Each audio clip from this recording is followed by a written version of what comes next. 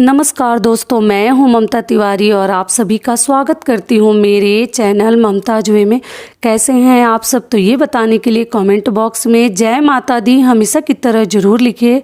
तो चलिए आज हम इस वीडियो में मंदिर से संबंधित बहुत सारी महत्वपूर्ण बातें जानेंगे, जैसे कि घर के मंदिर में कितनी भगवान की हमें मूर्तियाँ रखनी चाहिए, 5 रखनी चाहिए या 7 रखनी चाहिए। आपके मंदिर में 7 मूर्तियाँ जरूर होनी चाहिए जिनकी पूजा हमें प्रतिदिन करनी चाहिए।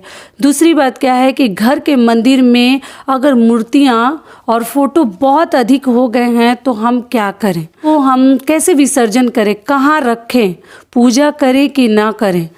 मूर्तियाँ कितनी बड़ी होनी चाहिए। घर में लोग ना शौक से बहुत बड़े बड़े मूर्ति खरीद लेते हैं, तो वो भी हमारे घर के लिए क्या शुभ है या अशुभ है, तो ये बातें भी हम जानेंगे। और घर का जो मंदिर है वो किस कोने में होना चाहिए, और घर में कौन कौन सी चीज़ें दो नहीं होनी चाहिए, और गणेश जी का सूंड जो है किस और होना चाहिए, दाहिने तरफ होना चाहिए या बाएं तरफ होना चाहिए, किस तरफ होना चाहिए जो कि हमारे घर के लिए शुभ होता है। तो इन सभी महत्वपूर्ण बातों को हम इस वीडियो में जानेंगे, तो आप बने रहिए मेरे साथ मेरे चैनल पर। अगर आपको मेरा वीडियो पसंद आता है तो प्लीज़ आप मेरे चैनल को सब्सक्राइब कर दीजिएगा, बेल आइकन को प्रेस कर दीजिएगा, जिससे मेरे वीडियो के नए नोटिफिकेशन आप लोगों के पास सबसे पहले पहुँचे। तो चलिए शुरू करते हैं। तो सबसे पहले मैं आपको बता दूं कि घर का जो मंदिर है न दक्षिण दिशा में होना चाहिए न उत्तर दिशा में होना चाहिए। अगर उत्तर में भी होता है तो भगवान लोग का मुख जो है वो दक्षिण की तरफ हो जाएगा, और दक्षिण की तरफ रखते हैं भगवान लोग का मुंह तो उत्तर की तरफ हो जाएगा, लेकिन आपका मुंह फिर दक्षिण की तरफ हो जाएगा। तो कभी भी उत्तर और दक्षिण की तरफ अपना मंदिर न रखें न बनवाएं। पूरब और पश्चिम दिशा सही है, किधर से भी आप पूजा करें या भगवान लोग को रखें, आपका जो है मुख का दिशा है वो सही रहेगा। पश्चिम में भी रखेंगे तो भी शुभ है, और पूरब में भी रखते हैं तो अति शुभ है। तो आप अपना देख लीजिएगा, लेकिन उत्तर और दक्षिण में कभी भी मंदिर को न रखें न बनवाएं। तो ये हो गया हमारा पहला नियम। दूसरी बात क्या है कि घर के मंदिर में हम कितनी मूर्तियां रखें। तो देखिए हमारे घर में ना कम से कम 5 मूर्तियां तो होनी ही चाहिए, और 5 और 7 की जो संख्या है वो शुभ मानी जाती है। आपको मालूम ही है, किसी भी पूजा पाठ में को सिंदूर लगाना हो, तिलक लगाना हो या कुछ और भी कार्य करना हो तो 5 और 7 जो नंबर है उसको शुभ माना जाता है। 7 सुहागन, 5 सुहागन, 5 बार तिलक लगाना, 5 बार हल्दी लगाना, इसको शुभ माना जाता है। तो 5 देवी देवता में हमें देखिए शिव जी, गणेश जी, दुर्गा जी, विष्णु भगवान, राम जी, हनुमान जी की फ़ोटो घर में तो रखनी ही है। बहुत सारे लोग सूर्य भगवान का भी फ़ोटो रखते हैं, 7 घोड़ों वाला भी रखते हैं। ऐसे भी सूर्य देव, निकलते सूर्य का भी लोग फ़ोटो रखते हैं। तो सूर्य देव की प्रतिमा रखने की कोई ज़रूरत नहीं है, क्योंकि सूर्य देव को तो हम प्रत्यक्ष रूप में जल देते हैं, उनकी पूजा अर्चना करते हैं, तो उनका फ़ोटो रखना कोई ज़रूरी नहीं है मंदिर में। लेकिन अगर आप चाहे तो रख भी सकते हैं। तो 7 भगवान जी का फ़ोटो ज़रूर होना चाहिए। राम परिवार का, राम जी के जो ही परिवार हैं, हनुमान जी साथ में। हनुमान जी जहाँ रहते हैं आपको मालूम ही है ना, जैसे डर भय रोग कष्ट नहीं आता। एक बार जो हनुमान जी का अगर नाम ले लिया जाए तो डर जो है घर से बहुत कोसों दूर चला जाता है, और हमारे मन से। तो इस प्रकार से आपको अपने मंदिर में इतनी भगवान लोगों की फ़ोटो रखनी चाहिए। ठीक है, तो ये भी हो गया। अगली बात क्या है कि घर के मंदिर में भगवान लोगों की मूर्तियाँ बहुत अधिक हो गई हैं, तो क्या करें। तो देखिए हर तीर्थ स्थान पे आप जाते हैं ना, तो हर जगह से आपको बहुत सारी मूर्ति और फ़ोटो भगवान की खरीद कर नहीं लानी चाहिए। वो लाते लाते ना हमारे घर में बहुत अधिक हो जाते हैं, फिर हम वो अच्छे से उनकी देखभाल नहीं कर पाते हैं, उनकी सेवा नहीं कर पाते हैं, उन्हें अच्छे से हम स्नान नहीं करा पाते, फ़ोटो पोंछ नहीं पाते, बहुत अधिक हो जाता है। तो इसलिए उतना ही रखें जितना कि हम संभाल पाएँ, जितना कि हम सही से उनका आदर सम्मान कर पाएँ, सत्कार कर पाएँ, सेवा कर पाएँ। तो आपको उस प्रकार से मूर्तियाँ रखनी चाहिए।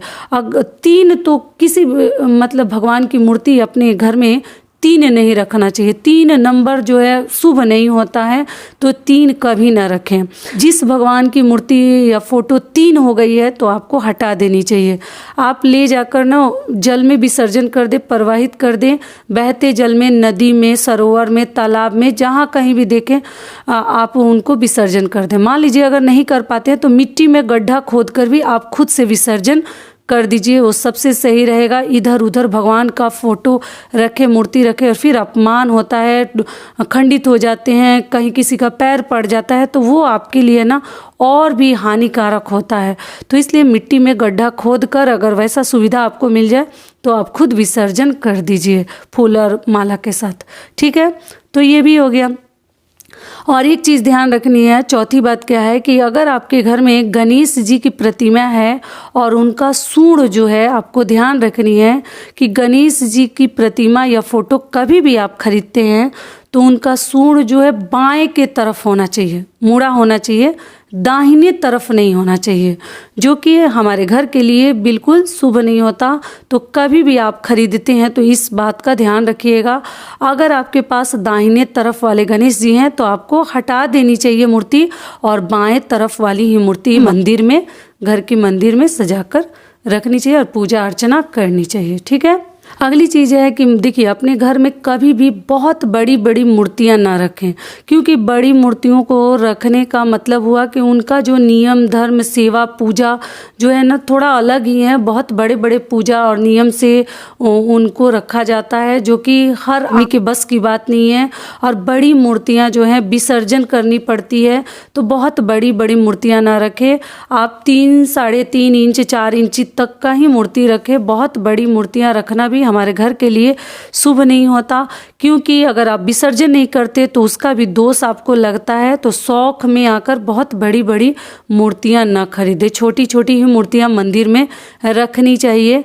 क्योंकि अगर हम घर में लड्डू गोपाल रखते हैं, शिवलिंग रखते हैं ना, तो इनका भी पूजा मतलब अलग ही विधि से किया जाता है, जो कि सभी आदमी सही से नहीं कर पाते हैं सेवा, तो फिर हमें दोष लगता है। तो आपको थोड़ा सा ध्यान रखनी चाहिए, ना आपको अपने घर में शिवलिंग और लड्डू गोपाल को रखनी चाहिए। अगर सही से विधि विधान से अगर आप पूजा नहीं कर पाते हैं तो इसलिए आपको थोड़ा सा बचकर रहनी चाहिए। फोटो और छोटी छोटी मूर्तियां आप अपने मंदिर में सजा कर रख सकते हैं और उनकी पूजा अर्चना कर सकते हैं और भगवान की सेवा भी आप सही से कर सकते हैं। अगली चीज़ क्या है कि देखिए मूर्ति भी ना हमें बार बार नहीं बदलनी चाहिए। पीतल के ही आप ले लिए हैं या आपके पास आपके घर में चीनी मिट्टी की ही कोई मूर्ति है, बहुत दिनों से पुरानी मूर्ति है, तो आपको ना बार बार मूर्ति नहीं बदलनी चाहिए। ऐसा माना जाता है ना कि मूर्तियाँ जितनी ही पुरानी होती हैं उतना ही ज़्यादा शक्तिशाली होते जाती हैं, उनके अंदर जो है ना बहुत सारी शक्तियाँ समाहित होते जाती हैं।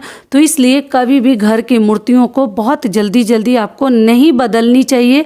देखिए दिवाली में भी आपको ना पीतल की या चांदी की या चीनी मिट्टी या जो ही मूर्ति है ना, आपको एक बार ढंग से एक मूर्ति खरीद कर रख लेनी चाहिए। ऐसा नहीं है कि हर साल हम विसर्जन करेंगे, ऐसा कुछ नहीं है। लेकिन बाकी आपकी मर्जी है, आप देख लीजिएगा, आपके घर जो नियम है वही आपको करनी चाहिए। अगली चीज़ क्या है कि कौन सी चीज़ें हमें अपने घर में 2 नहीं रखनी चाहिए। पहले चीज़ है कि शंख कभी भी अपने घर में 2 न रखें। शंख से जो है ना शिव जी का अभिषेक न करें, ये भी सही नहीं है, ठीक है।